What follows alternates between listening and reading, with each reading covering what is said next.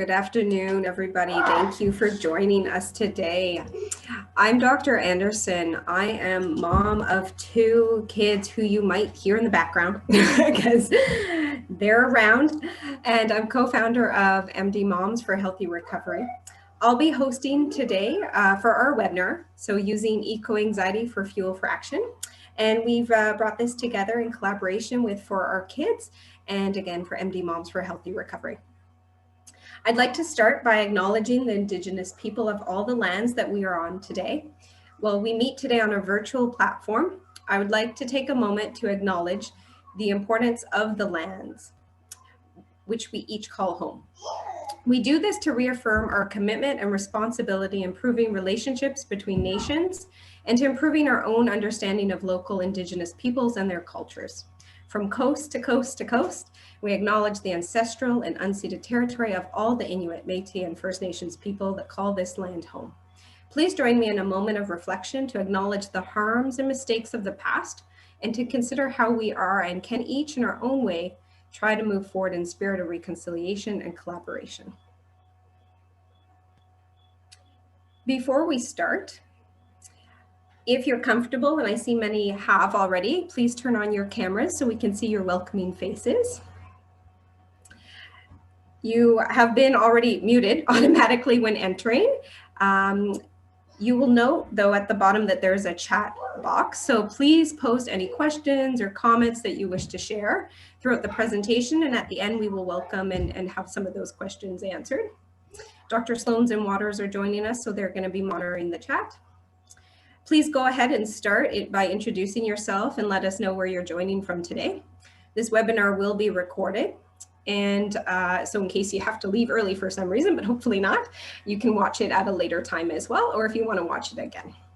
I'd like to express my appreciation for Lila from For Our Kids for hosting on their platform today. And for her, she's around here behind the scenes support, and she'll also be helping with the discussion at the end. MD Moms for Healthy Recovery is a physician mothers group from every province and territory across Canada who are advocating that Canada's recovery from COVID-19 prioritizes a rapid decarbonization of the Canadian economy, is free of any fossil fuel subsidy, and follows the recommendations from the Canadian Association of Physicians for the Environment, also known as CAPE. So my own journey into this world of the climate emergency began with a pretty profound kind of grief reaction. And our speaker today, Dr. Howard, is going to help guide us to kind of understand these emotional reactions, but how they hold us back and those around us, and how we can channel that energy kind of into a more sustainable energy instead to move ourselves and our communities into action. Dr. Courtney Howard is an emergency physician in Canada's subarctic, a clinical associate professor in the Cummings School of Medicine, University of Calgary, and past president of CAPE. She led the 2017-2019 Lancet Countdown on Health and Climate Change briefings for Canadian policymakers, and was the 2018 International Policy Director for the Lancet Countdown. Dr. Howard has researched menstrual cups, wildfires, and led policy work and advocacy regarding eco-anxiety, movement building, active transport, plant-rich diets, divestment, carbon pricing, coal phase-out, hydraulic fracturing, and with regards to Canada's oil sands. She sits on the boards of the Canadian Medical Association, Health in Harmony, the Global Climate and Health Alliance, the Steering Committee of the Planetary Health Alliance, and the Editorial Advisory Board of the Lancet Planetary Health. As co-chair of the Advocacy Subcommittee of the WHO Civil Society Working Group on Climate Change and Health, she helped launch a Healthy Recovery Initiative, which gained the support of 2/3 of the world's healthcare professionals. Her plans for 2021 include her passion for dance, finishing off a video explaining eco-anxiety, which just might be filmed in a melting snow castle, we've been told, and publishing CODA Change's top 10 actions items for healthy recovery. Please join me in welcoming Dr. Howard. Hi, thanks so much. What a kind introduction. So nice to see everybody. Let's do a picture like that after. That's awesome. And so many friends from across the country. It's just really a pleasure to see everyone. I saw Hannah there with her ears on. Did anyone see that lawyer the other day as the cat? that was like the funniest thing I have seen in so long. That made my day. So thanks to everyone already, to Hannah already for bringing a smile to my face. And it's really just a pleasure to be here. So I'm going to do my best to jump right in and share my slides here. And, you know, it's funny hearing somebody sort of go through your resume in a presentation about eco-anxiety, because really eco-anxiety was very much the start of me doing all that stuff. And so it really was realizing that I felt better as I was aligning my life and my work with what I felt the evidence demanded we ought to do. That led to me doing some more research into movement building and active coping and the psychology of climate change. And it turned out that what I'd been feeling was actually also what the research supported. And so I think that really there's so many ways that we can take this energy that we're feeling and turn it into really the start of some of the most meaningful experiences and interactions of our life. I know my life has been entirely enriched by this work in terms of the wonderful people I get to hang out with, the sort of connections I've made with my community. And I in fact feel as though I've lived a much richer life as a result of the place I started with that was truly unfun. And so, you know, I'm sure everybody here is on a different place on that sort of spectrum of sort of new awareness and adjustment and work or fatigue. And so I look forward to discussing more of it with you. So I'm here in Yellowknife territory. I've lived here for about 10 years now. I first came to the North as a resident, actually, in about 2006. And this was a picture I took actually in the Mackenzie River Delta during my first visit back to the north in Inuvik. So it's 3 degrees Celsius warmer there than it was when a 70-year-old elder was born. And you can see that that's the Mackenzie River flowing through this as it frees up. And it's just got the ice starting on the surface there. So when you speak with elders now, they say that the ice is forming much later. It's much more dangerous hunting, more likely to go through the ice. In fact, a drowning report, the first international one of cold weather drownings, came out a couple months ago showing that we are at risk in northern Canada. This has consequences for trauma, for food security, for emotional well-being. And so really, I happened to read the Lancet's first report on climate change while I was there. And that was in about 2009. And it was interesting because it wasn't the kind of place where you could look up and feel like everything was okay. You looked up and you asked people and they said, oh yeah, it's way warmer. You're like, how come I didn't learn about this in school? I don't know if I'm okay with that. And so it really was the start of a bit of a journey for me. So you already heard about most of my disclosures, so I won't go through this. And what I think is really special about this moment in time is it's an opportunity for us to reframe health entirely. So when I went to school, I really felt that I was dedicating my life and my time to learning how to best function to enhance health. And I thought that was by learning how to work in the emergency department or in, you know, conventional medical structures broadly. And I am still very, very proud of the work I do there, but I've come to realize that in fact, everything we do is underpinned by the ecological determinants of health. So things like soil, water, climate are required to give us the stability in terms of resource provision to allow us to build social and political structures that give rise to what we call the social and structural determinants of health, which are things like housing, income, et cetera. And if that's all going really well, that's when we get to create the high income country sort of compatible healthcare systems that we expect to see when we go to the doctor. And I think of this as a planetary health nest and as being an example of how we can view things from a planetary health lens. And so I'm still really proud of the work I do in the emergency department, but I know that that's probably only responsible, the work we collectively do in healthcare, for about 20% of overall health outcome, and that it is entirely dependent on stability in the rest of society and our ecological foundation. And this has become so clear over the course of COVID. You know, I used to have to struggle to get people to care about things like vaccine supply. And I just literally came from a panel with the Prime Minister where we were talking about vaccine supply and logistical supply chains. And we know that as climate change worsens, it's going to make those supply chains more difficult to maintain. And so there's a lot we need to think about in terms of both adapting to the climate change we've already signed up for and preventing the climate change that we don't think we can adapt to well. So this is a little bit about some of the health impacts in Canada. So wildfires, floods, allergies, tick-borne disease, heat-related illness, relocation, both within Canada and from the external countries, as well as up here, the cold-related challenges. So, it's interesting, we've been speaking a lot, and there was a lot on this recent panel about elders, about elder care. So we've had a lot around long-term care facilities in the news. And it's very interesting because we have this health emergency of COVID-19 in the midst of the health emergency of climate change and health, but really partly because we still haven't gotten this into medical curricula at scale, and partly because until recently it was more difficult to come up with the very concrete examples that showed people the impacts that climate change was having on health. The climate-related conversation is getting lost, and we're not rolling the health of children into our response as wholeheartedly as we could be.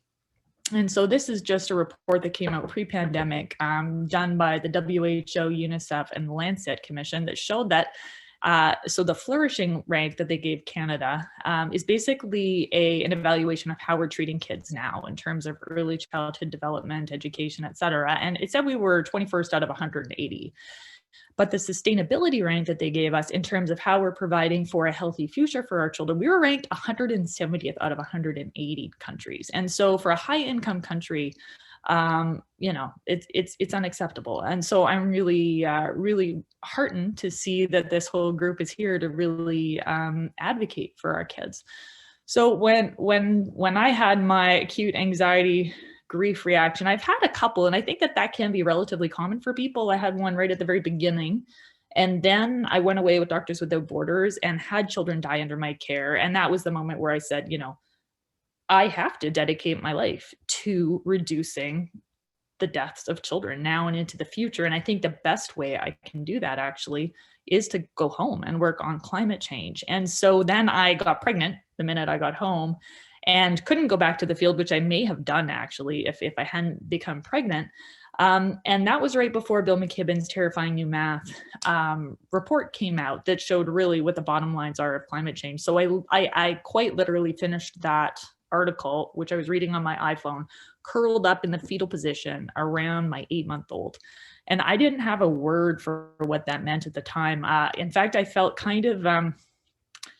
felt very lonely within my grief at that moment. My husband wasn't quite as concerned as I was. My family thought I should just be taking care of my kid right now. I was like, no, really, I need to now go to the Canadian Medical Association, do a bunch of research and hire a babysitter so they can take care of my kids so I can do that. And it's a difficult thing to try to explain to people if they haven't gone through it, or if there isn't a broader societal awareness that actually can be a very legitimate and defensible reaction, and in fact, an expression of your mama bear instinct to take care of your kids. So I'm happy that now we have these words. So eco-anxiety, Ashley Consuelo, who's actually a co-author of mine on a wildfire study, published this big paper in Nature Climate Change, and she defined it as apprehension and stress about anticipated threats to ecosystems and ecological grief as grief in relation to ecological loss. And we can see, this was from a commentary we published, that these search terms are skyrocketing in terms of how often they're getting input into Google. So this was our co-author, Kelton Miner, who knows how to do things like download the data from Google about search terms.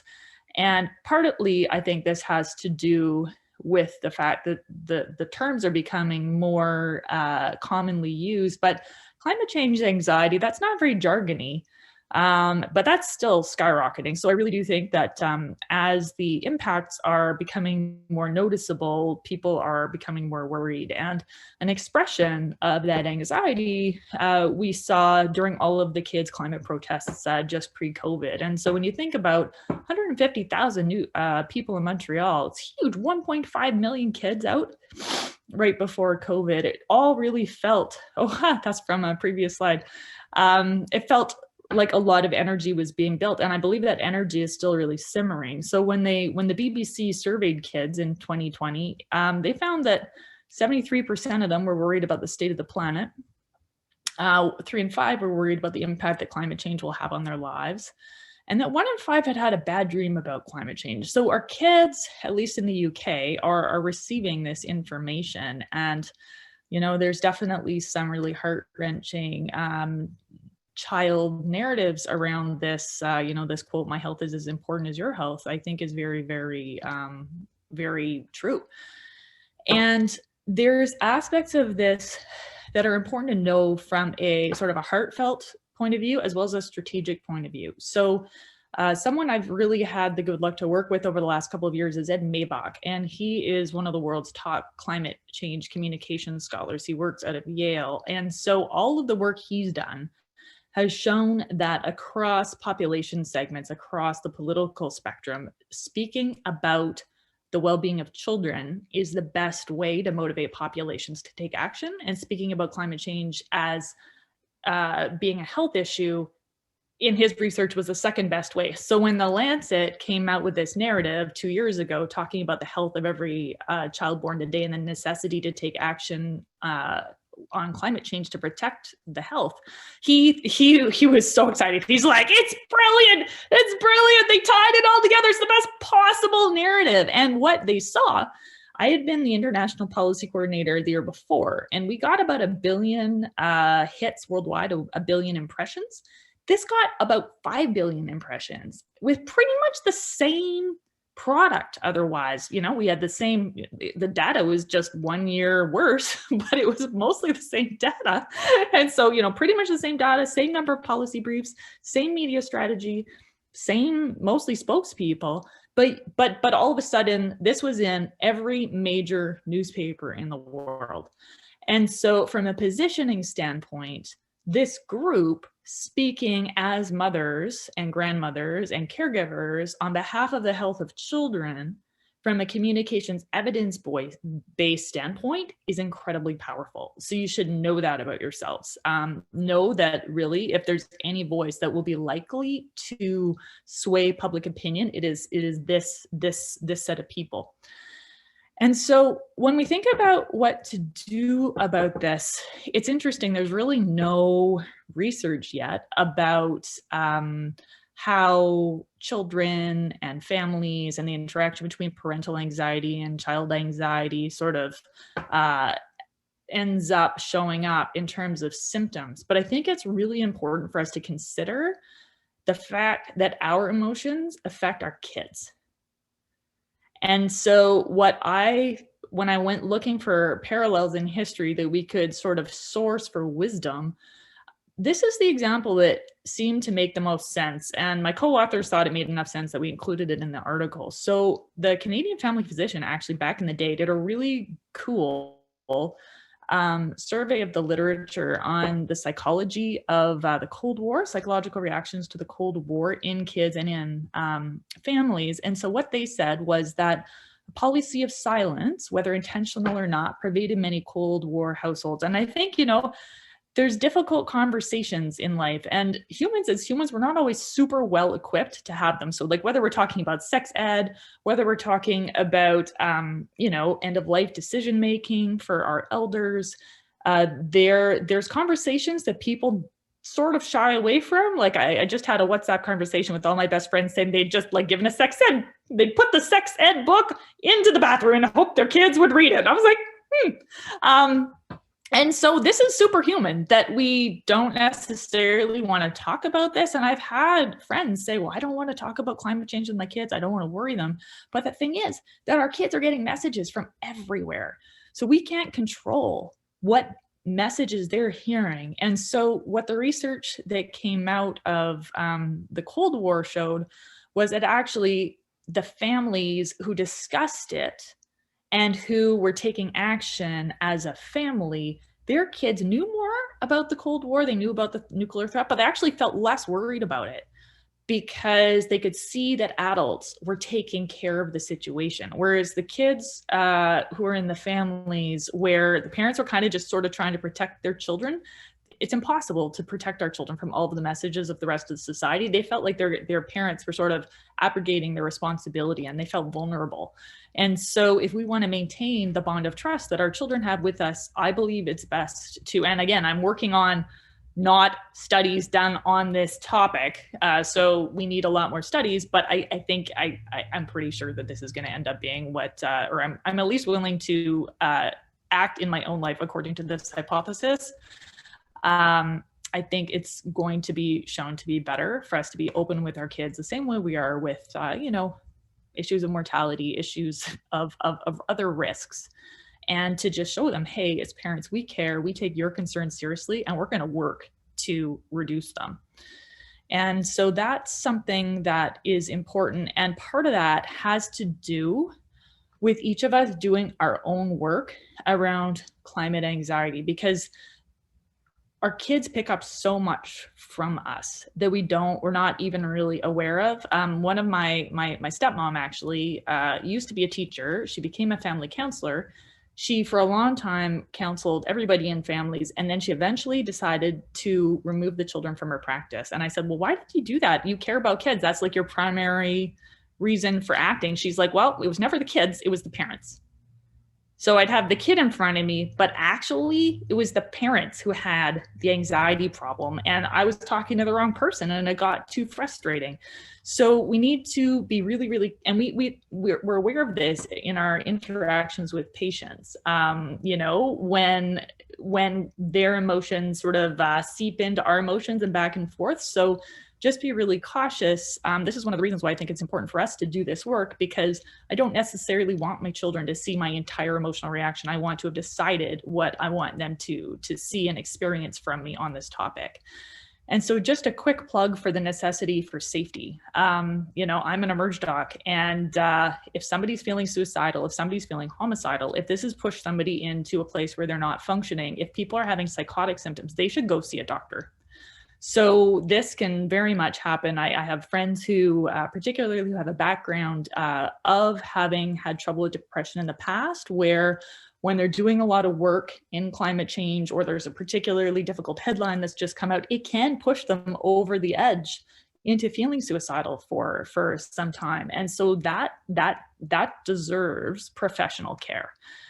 To make sure that they're safe. And so if people are generally safe, though, that's when we start talking about action. And so I think it's really important for us to all realize that on any given day, I've been standing here talking to you guys for like 12 or however many minutes. You can safely assume I don't have a horrible UTI. And I'm pretty happy about that. That's a much better day if you don't have a UTI than if you've got a nasty urinary tract infection or a toothache. And so we can start to we have the energy to make a plan to get stuff done. So these are my little people. And they both have several grandparents who live to be the age of 99 or 100. So you can see that if I add 100 onto each of their birth years, I really, really, really care a heck of a lot about what happens through to the turn of the century. And this has made it very important for me to be very conscious of my emotional reaction. And I've always clinically operated according to this quote. So this is a very famous, rather raunchy, totally politically incorrect, but also kind of wise book that many first-year medical students read. And so they said to interns in the House of God, which is this brutal hospital sort of set in the 1970s, that at a first cardiac arrest, the first procedure is to take your own pulse. I still do this sometimes. Like I'll still be literally there running the CPR, like just quietly taking my own pulse and doing a couple of pliés before I start. And it turns out they teach snipers to do that in the Canadian military.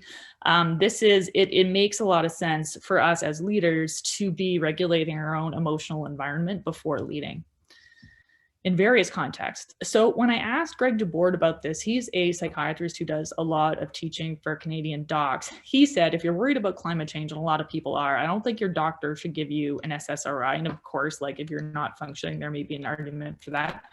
He said you should invest, and this was just off the top of his head, a half hour of your time every week in doing something about it, because he viewed that worry as a cue for action. And that is a acronym for a constructive, unpleasant emotion. And I think that this, lines up with pretty much everything else that's been written, but it's interesting to have it coming from him. And so imagine if, for instance, you happen to be reading your book in a tent and look out and found a lion, and then you tried to make yourself sit there. Imagine trying to do that. It would be impossible, right? So of course, when there's a noxious stimuli, we're like, oh, danger. Like, we end up feeling better when we take action to move away from that danger. And so that is what the object of our ball game is here. And the thing is that many of us have not been taught really how to make change. I certainly wasn't. I mean, I was the most well-behaved little girl. I've gotten every good little girl award that exists in the world. And so then all of a sudden, that puts you in a bit of a funny position, because you've gotten patted on the head your whole life for doing exactly what the system wants you to do. And then all of a sudden you're trying to change the system. And the feedback you get is different than when you're doing exactly what the system wanted you to do. And so I would just invite you to think a little bit about what's your own personal metric for success. Because as you push up against power structures, which is really the nature of change making, the feedback you get may be very different than what you're used to, and what you're used to sort of interpreting for yourself as evidence of good work. So what I have as my personal goal is I want to be able to be on my deathbed and just say to myself, I left it all on the stage. I used every aspect of what I was given in terms of positioning in the world, in terms of talent, in terms of time, to help the world achieve a healthier now and a healthier future. And I know I'm the only person who's going to be on my deathbed. So really, I'm only accountable to me and my expectations of myself. And I find it's really important for me to be very, very clear on that motivation, because sometimes you'll get more credit than you deserve for a project. Sometimes you'll get less. Sometimes you'll get tons of applause. Sometimes the hardest thing you'll ever do is in a board meeting that nobody can ever know about because it's all confidential. And so external validation is really inconsistent. You will sometimes get it, but sometimes you won't. And so just think about what is important to you in terms of what does winning mean? What does giving your best to this effort mean to you? Because that will help to sustain you if you're clear on that. So when I started thinking about, okay, well, how has the change that I've made come about? I realized that a big step for me was moving from trying to change everything at once to moving to fixing on a very specific target, building the team I needed to achieve that targeted change, coming up with a strategy to achieve the change, using tactics, op-eds, meetings with decision makers, etc. And then telling a story that moved hearts. And so a lot of the time, especially as people who are trained in science, we think that it's the data that's going to make people act. But in fact, really, it's the story, it's the emotion that will change people's minds. And so that's one of the reasons why this group is so powerful, is because you can tell stories that create an evidence-based narrative around children's health. Your stories are going to be more powerful than a lot of other potential stories. And that's going to help you win stuff. And that gives you a great lift. So the psychology literature talks about how that's empowering, how it creates a sense of team, and everybody loves jumping on a bandwagon, right? And so you'll notice that once the energy has that nice sense of momentum to it, everyone just wants to be on your team. And this was really counterintuitive to me. So you can choose targets at various levels. My first thing that I asked people to do for a long time was to do rounds at their hospital. And I had some uptake, but not that much. And then I asked people to try to help the Canadian Medical Association divest from fossil fuels. And this was 2014 when we started this. And all of a sudden, my mailing list went from being about 2 people to being 100 people in 3 weeks. And that was what showed me that sometimes if you choose a more ambitious target, a target that kind of makes people's eyes light up, they're like, oh my God, imagine if we actually got that done. That's kind of the look you're going for. Like if people look bored, even if it seems achievable, I'd say aim higher, because that sort of reach goal gets people really excited, and it will build your team fast, even though it feels stressful. Nick Watts, who's a friend of mine, Mr. Climate Change World, really started all of this when he was super little, little as a medical student. And something that he says, which I think is true, is to be hopeful. And I try to maintain this lens even as I get older. So of medical students, he says, we are too young to know what's impossible, so we do it anyway. So this is the guy who started the Global Climate and Health Alliance while he was a medical student. This is the guy who was the first author in the 2015 Lancet Commission when he was a medical student. This is the guy who started the Lancet Countdown as a medical student. Like, he just does it. And because he's so focused and he makes you believe that he can do it, you do absolutely crazy things. We did the 2018 Lancet Countdown launch with a secretariat of 3 people, right?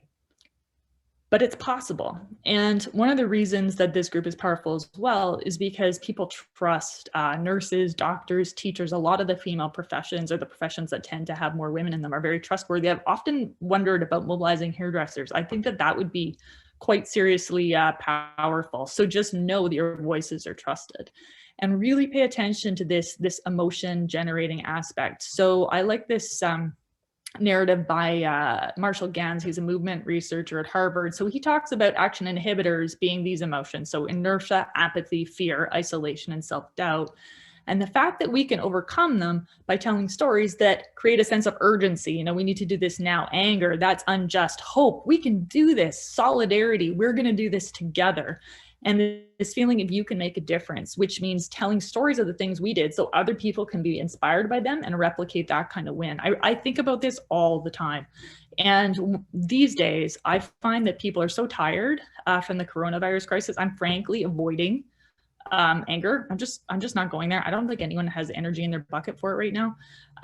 Urgency, I'm working with a lot less. I'm really telling stories around hope and solidarity and looking for examples of previous wins.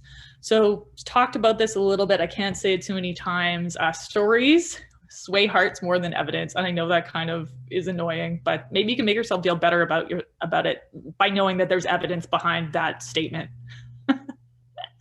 So these are some of the things we can do to improve health now, as well as into the future. So these are all things with health co-benefits. And so this is what we focused on in the CAPE paper, the Healthy Recovery Report. So this was the package of things that we focused on. So cleaning up electricity generation in Canada, making it zero carbon by 2040, along with public transport, light duty vehicles in there, buildings and commercial buildings. And actually we could have been more ambitious even with those targets. Like, these should be very doable. And so we found that through air pollution reductions alone, if we met our climate targets through those pathways, we would save over 100,000 lives between 2030 and 2050 and create 1.3 million clean jobs. And so this has gotten a lot of play in Parliament Hill. So I'll tell you this just like as a result, or an example, not only of this is the information we're working with right now, but also this is the kind of information that policymakers want to hear. And our executive director, when we put this together, his wife was the head assistant for a couple of ministers over the last couple of years. And so he has a very good eye and ear for what works with decision makers. So they want, because we need to tell them a story that they can tell to everybody else about why they're doing something. And the evidence is just building up. So there was just this week, so one study came out showing that 8 million premature deaths in 2018 were caused by fossil fuel pollution. You'll see there's a Time article from today about a publication that came out in the Lancet Planetary Health yesterday, talking about how many millions of lives could be saved in sort of 9 top emitters by achieving Paris goals, attending the health. So really this message is starting to get out there, but we really need to work together to put it over the top. So that can mean working at the municipal level. So this is Dr. Eric Notbart. He has done a tremendous amount of work in Montreal advocating for public transport networks. And so cycling reduces mortality. There's almost nothing we could do that reduces mortality. He created a map of the places where the most cyclists have been injured, and then created an alternative map and presented it to the mayor and said, hey, we can save injury-related lives as well as get our population active, as well as reducing air pollution, as well as reducing our greenhouse gas emissions. And he achieved a commitment to double the number of bike lanes in Montreal, and they're now doing this in multiple cities. So municipal level can totally work. individual level can totally work and actually has symbolic resonance. So this is my house. I was part of a community solar panel project about 5 years ago, which was cool. So somebody who actually knew how to do things, like put out an RFP, got about, I think it was 13 of us together. We all paid $500 to have somebody organize the project. We had somebody come and assess our houses to tell us what we needed. We added up the number of solar panels we all needed all together, and then basically put it out for tender as a community group. So the amount of work I had to do as a homeowner to get this done was way reduced. I just basically showed up to a couple of meetings and paid my $500 to the coordinator, and then paid for the solar panels when they arrived. So this is the kind of sort of community level organizing. They can make a big difference. And now our neighborhood is just, it went from being a neighborhood with almost no solar panels to being one where that looks almost like what should happen. And there's actually evidence that having solar panels on your house leads to more solar panels as sort of, you know, our natural buying instincts and love for bling kicks in. And so I actually quite like this. And it was a nice way for us to get to know our neighbors. We enjoyed that. So everything from that to really macro level stuff, cleaning up energy on the national level. So this was Joe Vipond wearing scrubs talking about coal phase out. So you can see how he's very purposefully working his framing as a physician to emphasize the trusted messenger status. And we were very active and successful in getting coal phase out commitments in Ontario, Alberta, nationally and internationally. This is my friend Danielle Marentet. The study that came out yesterday in the Lancet Planetary Health really actually emphasized how many lives we can save with a move towards a plant-rich diet. And I say plant-rich very, very specifically. Living as I do, serving an Indigenous population, plant-based really excludes a lot of Indigenous traditional diets. So I'd really invite you to be very careful about your language and try to use plant-rich as opposed to plant-based. And we have a incredible food guide here in Canada that does emphasize that as a result of people, of somebody trying hard to get to the table of power, which is important for all of us to think about. Running for office does matter. It was Jane Philpott as Minister of Health who put her elbows up and said that industry wasn't allowed to be part of the consultations for the food guide, which is why we got a food guide that looks the exact same as the Eat Lancet Commission. And this is Brent Loken of the Eat Lancet Commission showing the upcoming Eat Lancet plan to Catherine McKenna's chief of staff at the time at COP, right before, about 2 weeks before both plans were launched. And they look pretty much the same, and it's because Jane Philpott was there. And this is actually borne out in studies of decision makers across jurisdictions. So it's pretty neat when you look this up. Pretty much like in Europe, in different parts of Africa, there's evidence that having more women around the table leads to more pro-social, environmentally friendly, health-friendly decisions across party lines. So this wasn't limited to one party or the other, which I think is really neat. And so this is what we have because Jane Philpott was there. Now, I just want to address burnout quickly, because that is something that can happen when people dedicate themselves to change making. This is an eco-anxiety workshop I was working with at COP a couple of years ago, and I asked people to put up their hands that they felt burnt out. And this is the room I ended up looking at. So be really, really attentive to your own bucket. Okay, when we think about the energy we all need in our own bucket to give us the energy we need to do stuff, various things, particularly now, are withdrawing from that bucket. So uncertainty, financial worries, loss of a sense of place or role in the world, inefficiencies, bereavement. We can input with a sense of purpose, which this does do, love, patience, humor, and practical help. But there are seasons in life, and there are times when we need to rest. So do know that it's very important that we take care of ourselves first. And there's a balance between taking care of ourselves through the work and taking care of ourselves with different inputs. So please be kind to yourself, because the energy, and you can frame it, if it helps, in terms of saying to yourself that the energy we bring to these spaces really matters. I find that when I start to get burnt out, I just can't bring the energy I want to bring to the space, and I find it impacts the work.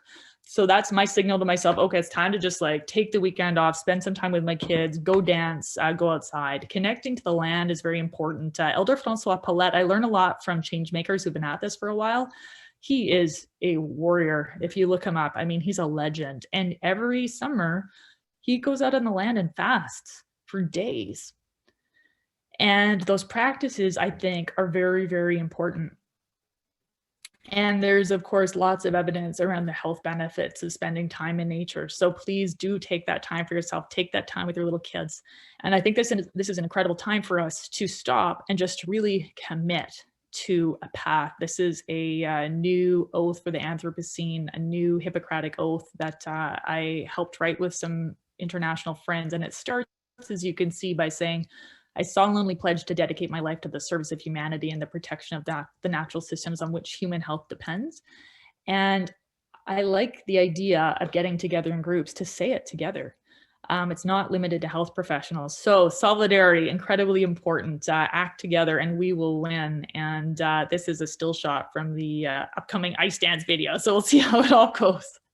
So that's the end of my presentation, and I'll just forward to the first set of eco-anxious story slides, and I'll invite one of the coordinators to come on and send us into our breakout rooms. Great. Thank you so much, Courtney. That was really a whirlwind, awesome talk with lots and lots of information. So I do want to just ask a few of the questions. We don't have a lot of time, but maybe I'll just quickly ask you a few of the questions from the chat.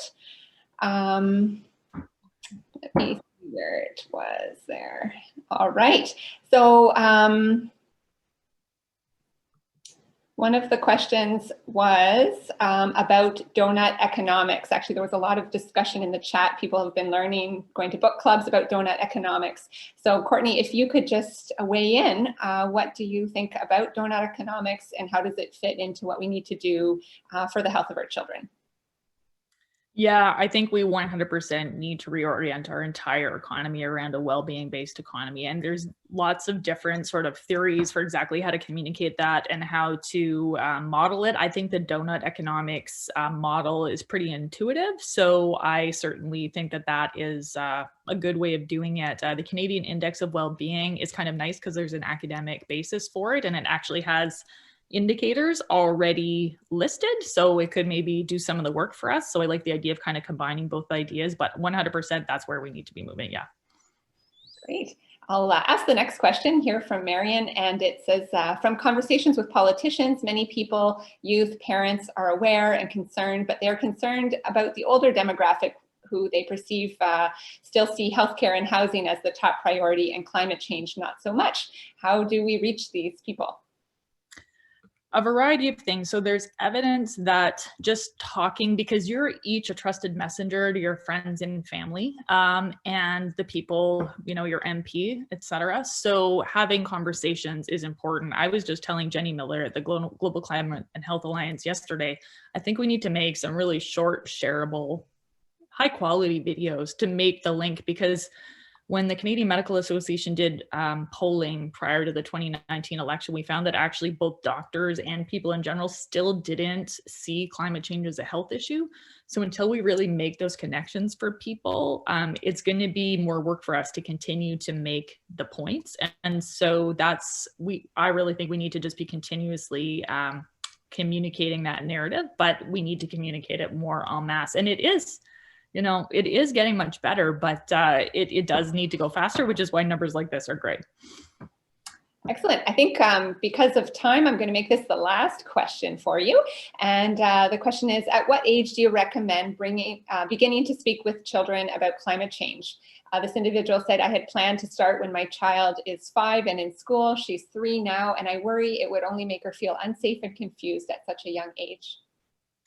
You know, I find that kids, I have actually just answered questions as they've come up on all topics. So my kids are well schooled in sex ed, and I think that sometimes happens, as well as climate change. And so I think that's, to my personal opinion, is that it's the most honest way to approach it. And children have such a natural love of nature. They love it's so tactile, and they just love animals so much. And so I mostly just tried to take them outside a lot and to encourage that connection to the natural world. And then when the questions naturally came up, I would answer them as honestly as I could. That's great. Thank you so much, Courtney. I'll hand it back to you, Leila.